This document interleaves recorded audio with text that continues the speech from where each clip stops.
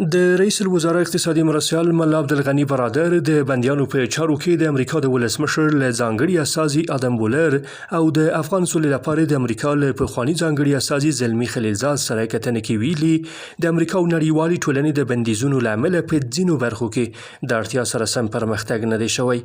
دواړو خواو دغه راز د افغانستان پر روان وضعیت، سیمه ییزو او نړیوالو مسایلو او د افغانستان او امریکا ترمنځ پر سیاسي او اقتصادي اړیکو خبرې کړې دي. د هر خبرپاڼې له مخې عبدالغني برادر له امریکایي پلاوي غوښتي چې د تقابل پر ځای دی له افغان حکومت سره د جوړجاړي لاره غوره کړي.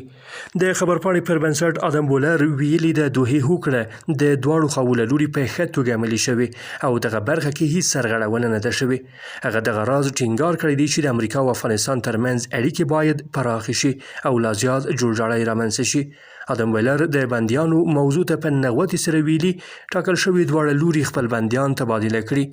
له بل لوري د بهرنیو چارو وزیر امیر خان متقي هم د بندیانو په چارو کې د امریکا د ولسمشر له ځانګړي استازي بولر او افغان سولې لپاره د امریکا له پخواني ځانګړي استازي زلمي خلیلزاد او ملپلاوي سره کتلي دي.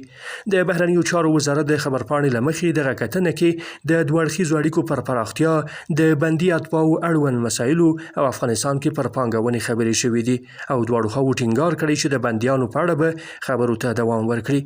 ښاغلي متقي د امریکا او افغانستان ترمنځ د دوحې هوکړې ته په نغوتې سره ویلي اوس د دوه اړخیزو اړیکو د عادي کولو ښه فرصت دی او په خبره یې دغه برخه کې داسې ننګونې نشته چې حل یې ستونزمن وي. امریکایي لوري دغه کتنه کې د کونړ د ځمکرېږ له امله خواخوږي څرګنده کړې او زیاته کړې ده چې هیواد یې د ملتونو انتخاب او ټاکنې ته درناوی لري او نه غواړي پر افغانانو څه وتپي.